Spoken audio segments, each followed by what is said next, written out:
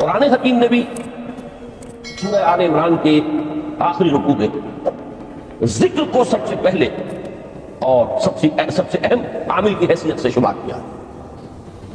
چنانچہ اس کی پہلی آیت جو ہے سورہ آل عمران کے آخری رکوع کی، اس میں تو وہی مضمون جو میں بیان کر چکا وہ آیا ہے، ان فی خلق السماوات والارض واختلاف اللیل والنہار لآیات لأولی الالباب.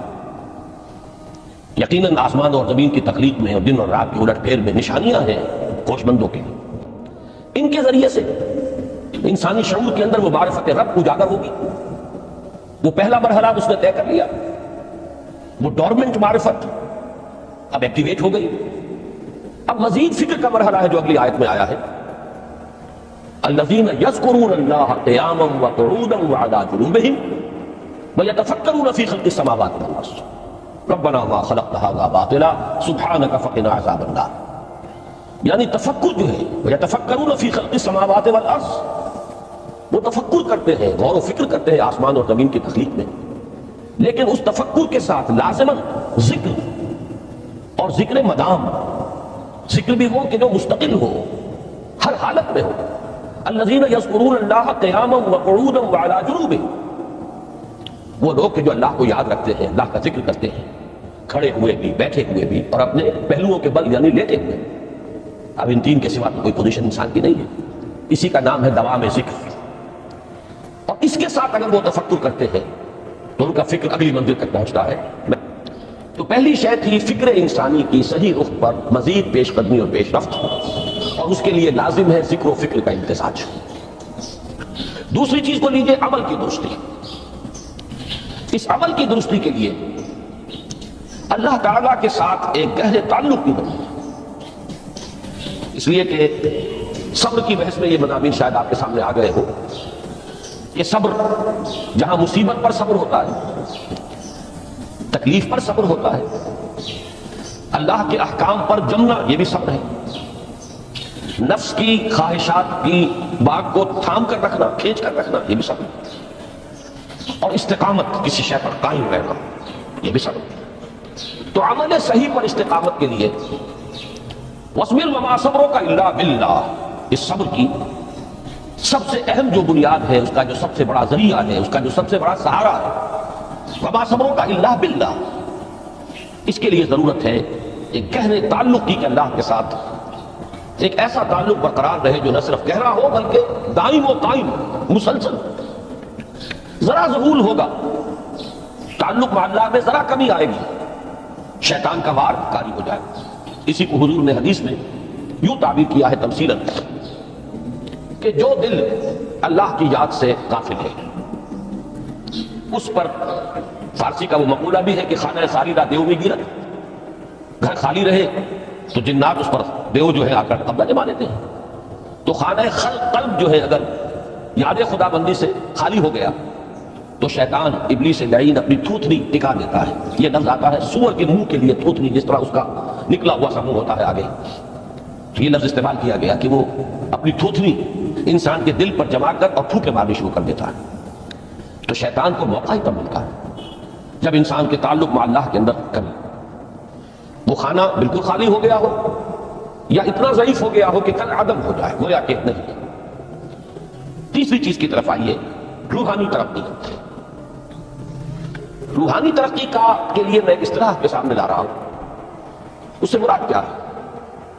روحانی ترقی کے لیے ہماری دینی اصطلاح ہے تقرب الی اللہ، اللہ سے قریب تر ہوتے چلے جانا. اس پر میرا کتاب چلی ہے تقرب الی اللہ کے دو مدارج، دو درجے، جو در حقیقت ایک حدیث نبوی علیہ الصلوۃ والسلام ہی پر مبنی ہے کہ حضور نے ایک درجہ قرار دیا ہے تقرب بالفرائض، فرائض کے ذریعے سے انسان اللہ کے قرب حاصل کرے. ایک ہے تقرب بالنوافل، نوافل کے ذریعے سے اللہ کا قرب حاصل کرے. ان میں کیا نسبت و تناسب ہے، اہمیت کے اعتبار سے کون بڑھ کر ہے، بلندی کے اعتبار سے کون بڑھ کر ہے، یہ تمام مسائل میں نے اپنی اس تقریر میں بیان کیے تھے جو اس کتاب سے شائع ہوئی ہے. اس وقت میں اس کی تفصیل میں نہیں جا رہا، صرف یہ تذکرہ اس لیے کر رہا ہوں کہ جن کو بھی خواہش ہو جائے وہ اس کا مطالعہ کرے. ہماری اس وقت کی گفتگو سے وہ کتاب جا اس جگہ پر منسلک ہوگا.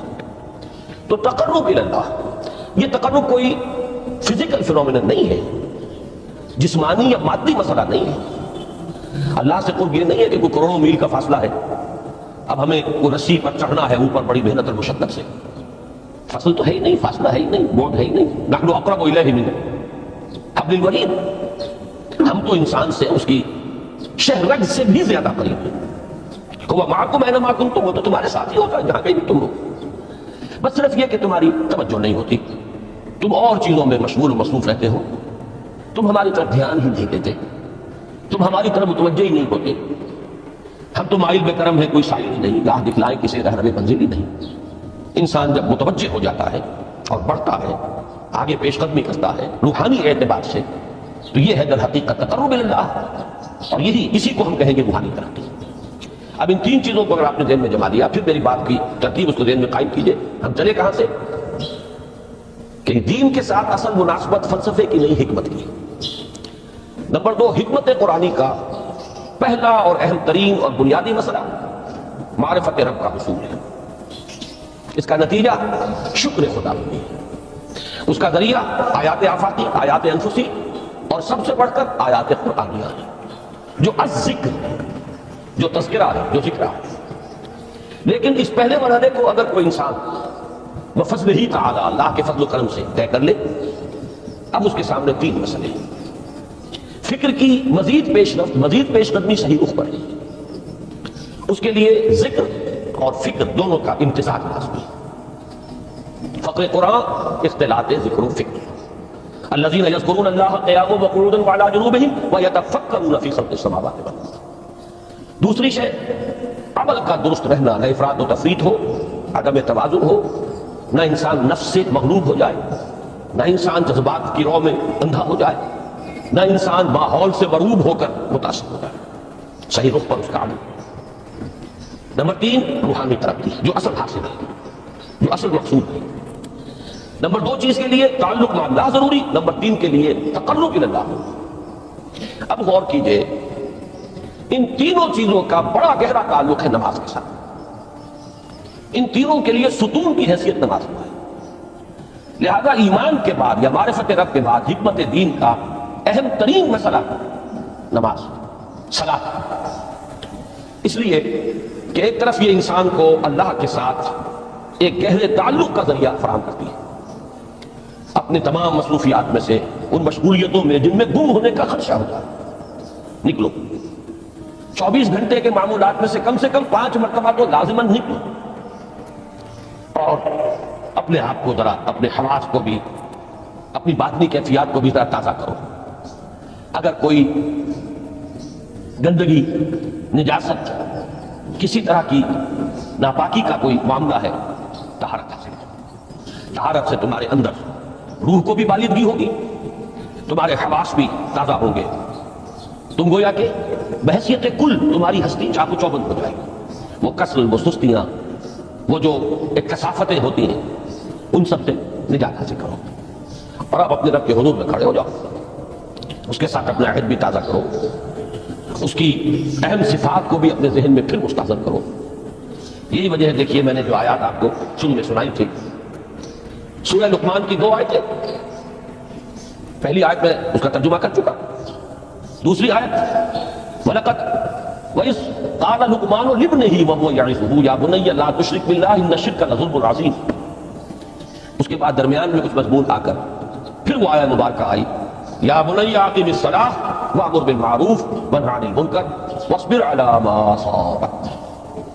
گویا کہ اہم ترین چیز، بنیادی ترین چیز، اللہ کو محض پہچان لینا کافی نہیں ہے، یاد رکھنا ضروری ہے۔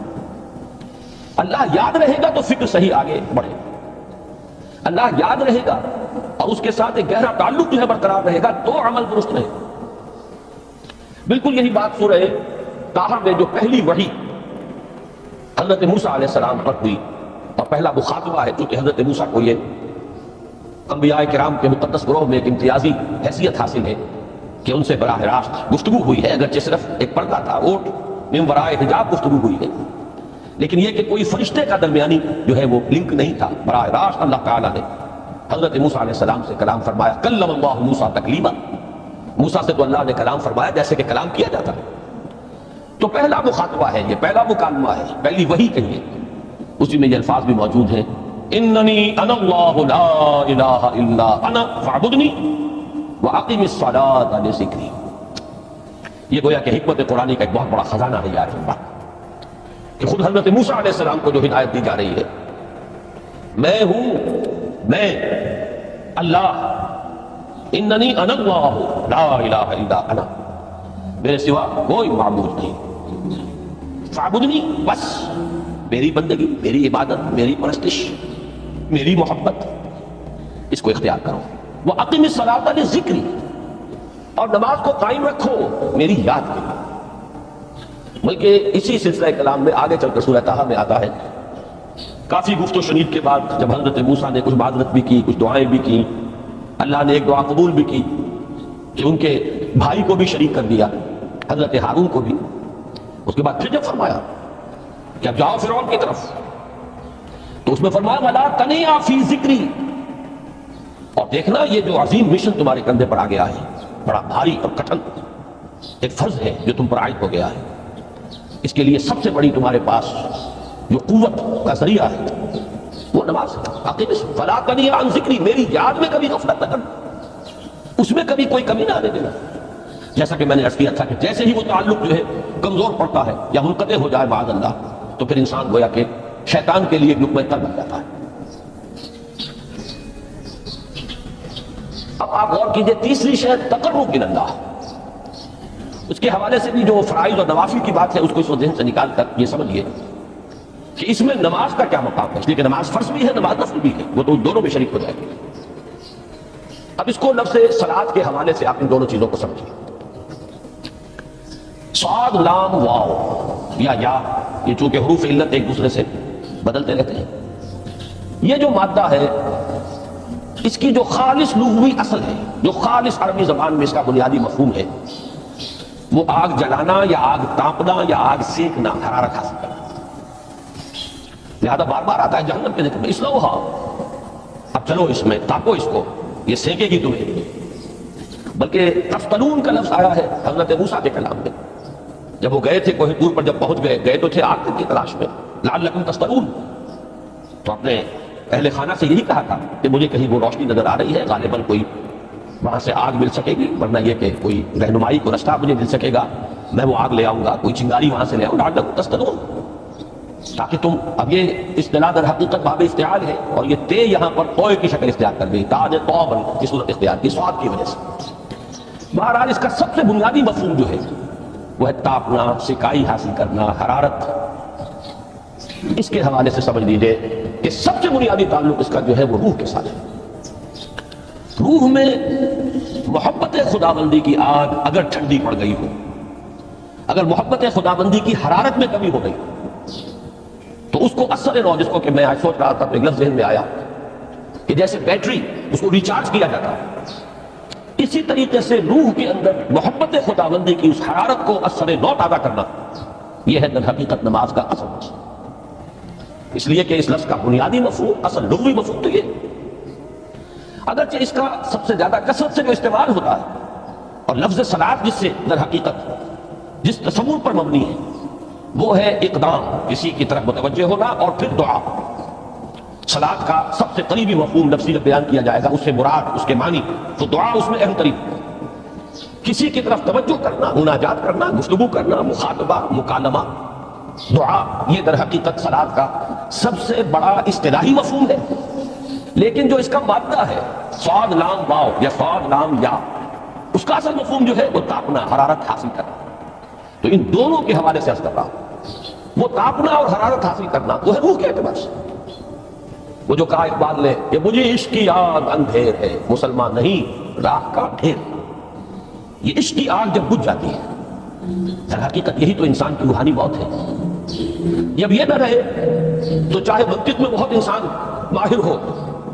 مجھے اقبال کا ایک شعر یاد آیا تقابل کرتے ہوئے، ایک انسان محکوم اور ایک انسان حر، آزاد انسان، ان کی نفسیات میں جو بنیادی فرق علامہ اقبال نے مختلف مواقع پر بیان کیے ہیں. محکوم ہے بیگانہ اخلاص و مروت، ہر چند کے منطق کی دلیلوں میں ہے چالاک.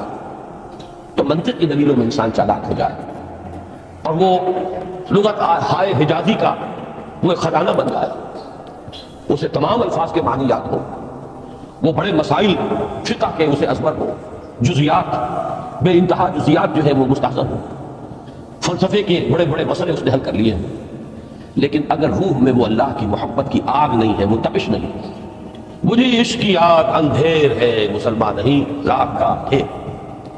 اسی کے حوالے سے آج مجھے یاد آیا تھا کہ وہ جو بڑی سادہ سی ایک نظم ہے، اللہ تعالیٰ سے دعا یا رب دل مسلم کو وہ زندہ تمنا دے، اس میں بھی جو الفاظ آئے ہیں جو روح کو گرما دے اور قلب کو تڑپا دے، یہ ہے اصل جو مقصود ہے نماز کا۔ اور یہی وہ چیزیں جیسا کہ میں نے عرض کیا تھا کہ نگاہوں سے اوچھے، یہ پہلو سامنے ہے ہی نہیں، دوسرا پہلو سامنے ہے اور وہ بھی میرے نزدیک بہت اہم ہے، بہت بنیادی ہے، اس میں کوئی شک نہیں، لیکن یہ ہے بلند ترین منزل کہ تقرب الی اللہ، اس کے لیے در حقیقت یہ کس لیے درکار ہے؟ روح کے اندر عشق کی حرارت اور گرمی تازہ ہوتا ہے۔ بسا اوقات یہ اندر دب جاتی ہے، جیسے انگارہ ہوتا ہے آگ کا، اس کے اوپر خاک اور راکھ آ جاتی ہے، اندر کچھ ہوتی ہے، آگ دبی ہوئی سمجھ، آگ بجھی ہوئی نہ جان، اس دبی ہوئی آگ کو پھر ایک شعلہ بنانا، پھر اس کے اندر ایک حیات تازہ پیدا کرنا، یہ ہے نماز کا اہم ترین اور بلند ترین مقصد۔ لیکن اس کے ساتھ ہی اس نماز میں ذکر ہونا، اس کا یہ ذکر ہے، اور ذکر کی جب میں فہرست بیان کیا کرتا ہوں بہت سے حضرات کے سامنے ہوگا کہ ذکر کا در حقیقت مفہوم ہے استحضار اللہ فی القلب۔ ہمارے ہاں غلطی سے جو ذرائع ذکر ہے انہیں ذکر قرار دے دیا گیا ہے۔ نماز ذکر نہیں ہے، نماز ذکر کا ذریعہ ہے۔ اقیم الصلاۃ لذکری، نماز قائم کرو میرے ذکر کے لیے۔ یہ اللہ اللہ کہنا یا ادعیاء معصورہ جو حضور صلی اللہ علیہ وسلم کی مسنون دعائیں ہیں، انہیں اپنے تمام معمولات دنیاوی کے ساتھ ساتھ ان دعاؤں کو بھی انسان پڑھتا رہے، اللہ سے دعا کرتا رہے، یہ تمام ذرائع ذکر ہیں۔ سبحان اللہ الحمدللہ الحمدللہ، اس کا آپ ورد کیجئے، یہ بھی ذریعہ ذکر ہے۔ حقیقت میں ذکر ہے استحضار اللہ فی القلب، اللہ کو دل میں لے آنا، اللہ کو دل میں حاضر کر لینا، اصل میں تو ترجمہ ہوگا، لیکن حاضر جاننا، یہ کیفیت جو ہے انسان کو حاصل ہو جائے۔ اب اس کے حوالے سے ذرا بات سمجھیے کہ ایک تو میں عرض کر چکا ہوں مجسم ذکر تو قرآن ہے، لہذا ذکر کی فہرست جب آپ کریں گے ذرائع ذکر تو ان میں سب سے پہلے قرآن ہے، اس لیے کہ وہ ہماری حکمت کے پہلے مسئلے کو حل کر رہا ہے، بنیادی مسئلہ، اہم ترین مسئلہ۔ دوسرے نمبر پر ذکر جو ہے، اب اس کے لیے کچھ اصطلاحات جو میرے مختلف دروس میں شاید آپ کے سامنے بعد میں آئیں یا پہلی آ چکی ہو، ان کے حوالے سے میری بات سمجھیے۔ ایک ذکر غیابی ہے، تھرڈ پرسن میں، صیغہ غائب میں اللہ کی یاد کرنا، اللہ اکبر اللہ اکبر اللہ اکبر۔ اب یہ اللہ اکبر جو ہے یہ جملہ ہے اسمیہ خبریہ ہے، ایک حقیقت کا کی تکرار آپ کر رہے ہیں، اللہ سب سے بڑا ہے، اللہ سب سے بڑا ہے، سبحان اللہ سبحان اللہ سبحان اللہ۔ یہ در حقیقت ذکر غیابی ہے کہ آپ اس میں مخاطب نہیں ہے اللہ سے، ایک ذکر خطابی کہیں یا ذکر حضوری کہیں، جس میں مکالمہ ہوتا ہے، جس میں گفتگو ہوتی ہے۔ تو نماز در حقیقت ذکر حضوری اور ذکر خطابی کی بلند ترین شکل، اس لیے میں نے عرض کیا تھا کہ نماز کے لفظ یا صلاۃ کے لفظ، یہ اصطلاحی معنی جو اکثر و بیشتر کیے جاتے ہیں وہ ہے دعا، اور دعا میں ہوتا کیا ہے؟ مکالمہ ہے، مخاطب ہے اللہ، ہے میرے رب، ہے پروردگار۔ پھر یہ کہ اس میں اقدام اور کسی کی طرف متوجہ ہونا، یہی وجہ ہے کہ افتتاح صلاۃ، نماز کو شروع کرنے کے لیے ایک تو وہ الفاظ جو قرآن مجید میں آئے ہیں، انی وجہت وجہی للذی فطر السماوات والارض حنیفا وما انا من المشرکین، یہ ہے توجہ کا ارتکاز، بشرطے کہ یہ صرف الفاظ ہی نہ نکل رہے ہوں، واقعتاً یہ تعبیر ہو اس وقت کی انسان کی نفسیاتی کیفیت کہ شعوری طور پر وہ فیصلہ کرتا ہے کہ میں منقطع ہو رہا ہوں، ہر چہار طرف سے اپنی توجہ کو ہٹا کر، ہر مسئلے سے اپنے آپ کو خالی و ذہن کر کے، یعنی ظاہری اور باطنی دونوں اعتبار سے میں اپنی توجہ کا ارتکاز کر رہا ہوں اس ذات کی طرف جس نے آسمان اور زمین کو پیدا کیا، اور بالکل یکسو ہو کر رہا ہوں۔ انی وجہت وجہی للذی فطر السماوات والارض حنیفا وما انا من المشرکین۔ اور دوسری وہ جو دعا جس سے ہم افتتاح کرتے ہیں اپنی نماز کا، دیکھیں اس میں خطاب کا کس قدر اہتمام، وہاں سبحان اللہ نہیں ہے، سبحانک اللہم، پاک ہے تو اے رب ہمارے، وَبِحَمْدِكَ وَتَبَارَكَ اسْمُكَ وَتَعَالَى جَدُّكَ۔ آپ اور کر رہے ہیں، یہ ہے خاطب، براہ راست مخاطب ہونا، تم ہو رہی ہے۔ تو سب سے پہلی بات تو یہ ہوئی کہ ذکر کی ایک شکل ہے ذکر غیابی، دوسری ذکر حضوری، اور ذکر حضوری یا ذکر خطابی کی بلند ترین منزل، بلند ترین اس کا ذریعہ نماز۔ اس کو ایک پہلو سے اور سمجھ لیجیے، سورہ فاتحہ جب پھر ہم پڑھتے ہیں جسے الصلاۃ کہا گیا ہے، جو لب لباب ہے، خلاصہ ہے، اس میں پھر تدریجاً غیاب سے حضور کی طرف پیش قدمی ہوتی ہے۔ الحمدللہ رب العالمین الرحمن الرحیم مالک یوم الدین، یہ ذکر غیابی ہے، اس میں ابھی خطاب نہیں آیا۔ یہ وہی جملہ اسمیہ ہے، کل تعریف اس اللہ کے لیے ہے جو تمام جہانوں کا پروردگار ہے، مالک ہے، جو رحمان ہے، رحیم ہے، جزا و سزا کے دن کا مختار و مالک ہے۔ اب یہ غیاب سے حضور کی طرف، ایاک نعبد و ایاک نستعین اہدنا الصراط المستقیم، یہ ہے وہ۔ اب پہلے ایک معاہدہ ہے، ایک اقرار ہے، اعتراف ہے، وعدہ ہے، اور پھر دعا ہے، استدعاء ہے کہ حضور نے فرمایا، یقول اللہ تعالی، اللہ یہ فرماتا ہے، اسی لیے اس کو حدیث قدسی کہیں گے، قسمت الصلاۃ بینی و بین عبدی نصفین، میں نے نماز کو اپنے اور اپنے بندے کے مابین آدھا آدھا تقسیم کر دیا۔ اب یہاں تک تو جملہ ہے اللہ کا، یہ ہے حدیث قدسی۔ اب آگے جو ہے نریشن اس کی جو ہے حضور صلی اللہ علیہ وسلم کی جانب سے ہے، یعنی خبر دے رہے ہیں وہ اللہ کی طرف سے ہی۔ ویسے تو تمام احادیث ہی گویا کہ ہم سمجھتے ہیں انسپائرڈ تو اللہ کی طرف سے ہی، لیکن یہ کہ جہاں صراحت ہو کہ اللہ کہتا ہے وہ حدیث قدسی۔ تو یقول اللہ تعالی قسمت الصلاۃ بینی و بین عبدی نصفین، یہاں تک تو حدیث قدسی۔ اب دوسری عام حدیث ہے، اذا قال العبد الحمدللہ رب العالمین یقول اللہ تعالی حمدنی عبدی، جب بندہ کہتا ہے الحمدللہ رب العالمین، پروردگار کہتا ہے میرے بندے نے میری حمد کی۔ جب بندہ کہتا ہے الرحمن الرحیم، پروردگار فرماتا ہے ثنا علی عبدی، میرے بندے نے میری ثنا کی، بڑی تعریف کی۔ جب بندہ کہتا ہے مالک یوم الدین، اللہ فرماتا ہے مجدنی عبدی، میرے بندے نے میری بڑی بزرگی بیان کی ہے، تمجید کی ہے۔ پھر جب بندہ کہتا ہے ایاک نعبد و ایاک نستعین، اللہ فرماتا ہے ھذا ما بینی و بین عبدی ولعبدی ما سأل، یہ ہے میرے اور میرے بندے کے درمیان۔ یہ تو معاہدہ ہے نا، معاہدے میں تو دو فریق جکڑے جاتے ہیں، بات بند جاتے ہیں، یہ میرے اور میرے بندے کے درمیان ہے، اور میرے بندے نے جو طلب کیا میں نے دیا، اس لیے کہ اس میں طلب بھی تو ہے، ایاک نستعین، تیری مدد چاہتے ہیں، یہ طلب ہے۔ اسی کی شرح ہے جو اب آخری تین آیتیں، پروردگار ہم تیری مدد چاہتے ہیں، پروردگار ہم تیری ہی بندگی کرتے ہیں اور کریں گے، اور تیری ہی مدد چاہتے ہیں، چاہیں گے۔ اگر حال میں اس کا ترجمہ کریں گے، زمانہ حال کے اعتبار سے، اس لیے کہ فعل مضارع میں تو دونوں موجود ہیں شامل، تو یہ ایک اعتراف ہے، اظہار حال ہے۔ اللہ کرے کہ وہ واقعتاً صحیح اظہار حال ہو، ہم واقعی اللہ کی بندگی کرتے ہوئے یہ کہیں کہ ایاک نعبد، ورنہ اگر ہماری اصل صورتحال سے وہ مطابقت نہ رکھتا تو پھر تو ایک طرح کا جھوٹ ہو جائے گا، غلط بیانی ہو جائے گی۔ ایاک نعبد، تیری ہی بندگی کرتے ہیں اور مستقبل میں کیجئے، کریں گے، یہ ہے عہد، تیری ہی مدد چاہتے ہیں، تجھی سے مدد طلب کرتے ہیں، تجھی سے مدد چاہتے رہیں گے، اس کے لیے فرمایا وَلِعَبْدِي مَا سَأَلَ، اور پھر اس کے بعد وہ استدعاء ہے اهدنا الصراط المستقیم صراط الذین انعمت علیہم غیر المغضوب علیہم ولا الضالین۔ اس حدیث میں اس کو ایک ہی جملے کو دیا گیا ہے، ایک ہی جملے کی حیثیت سے۔ جب بندہ یہ کہتا ہے تو اللہ فرماتا ہے ھذا لعبدی ولعبدی ما سأل، یہ خالص میرے بندے کے لیے ہے، اس بندے نے ایک درخواست پیش کی ہے اور میں نے گرانٹ کی، وہ اپلیکیشن، وہ ریکویسٹ گرانٹڈ ہم نے دے دی، ولعبدی ما سأل۔ یہ ہے اس کی تاثیر کا عالم، بشرطے کے معاملہ وہ شعور کے ساتھ، بشرطے کے مطابقت ہو ظاہر اور باطن کی، بشرطے کے مطابقت ہو قول اور فعل کی۔ تو اس کا اتنا اونچا مقام ہے کہ ایک ایک جملہ ادھر ادا ہوا، ادھر اللہ کی طرف سے رسپانس مل رہی ہے۔ افلاک سے آتا ہے نالوں کا جواب، آخر اٹھتے ہیں حجاب، آخر